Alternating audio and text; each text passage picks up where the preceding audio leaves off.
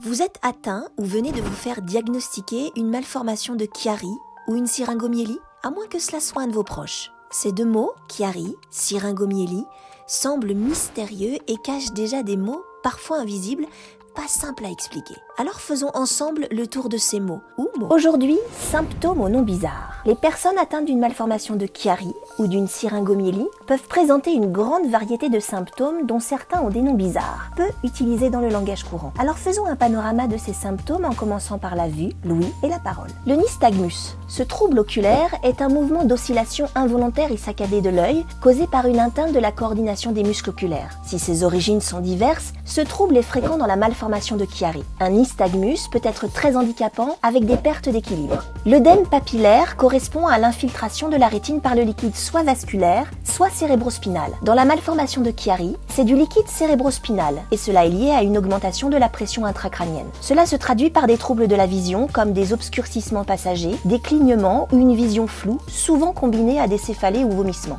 L'ensemble constitue un tableau clinique d'hypertension intracrânienne. Il s'agit d'une urgence diagnostique et thérapeutique. Les acouphènes sont des bruits que l'on entend sans qu'ils soient émis par une source extérieure.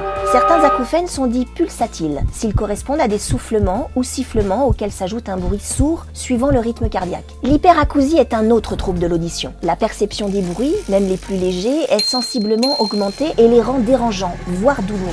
Ce trouble s'accompagne de fatigue, maux de tête, sensation d'oreilles bouchées ou d'acouphènes. L'hyperacousie altère la vie quotidienne, avec repli sur soi, irritabilité, surprotection auditive.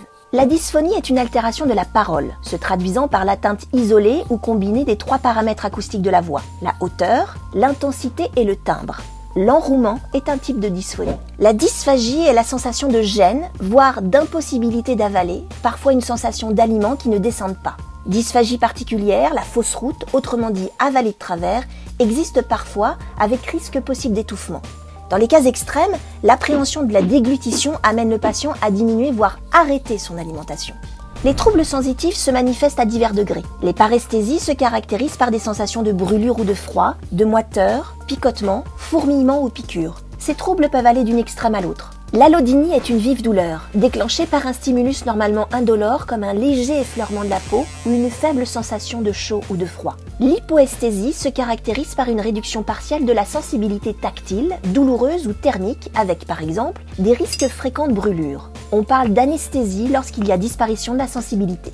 À ces troubles sensitifs peuvent s'ajouter des troubles moteurs qui doivent alerter sur un problème neurologique ou signe d'une dégradation d'une malformation de Chiari ou d'une syringomyélie déjà diagnostiquée. Parmi ces troubles, on peut distinguer la spasticité qui se manifeste par une contraction musculaire involontaire ou résistance à un mouvement imposé. Cette résistance augmente avec la vitesse du mouvement. La spasticité peut être indolore et discrète mais aussi parfois douloureuse et très handicapante. La paraparésie, qui est une faiblesse motrice dans les deux membres inférieurs. Les personnes atteintes ont souvent des difficultés à marcher, descendre des escaliers, s'asseoir, se relever, s'habiller. C'est une forme atténuée de paraplégie qui est une paralysie totale des membres inférieurs. Attention, tous ces symptômes aux noms bizarres ne sont pas toujours présents ou uniquement liés à une malformation de Chiari ou une syringomyélie.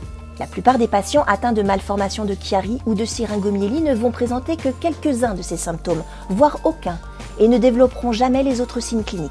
Ils peuvent aussi avoir d'autres origines, neurologiques ou pas. Ils doivent donc faire l'objet d'un diagnostic lors d'une consultation dans un centre de référence ou de compétences labellisées. Pour en savoir plus, rendez-vous sur le site apaisé.org.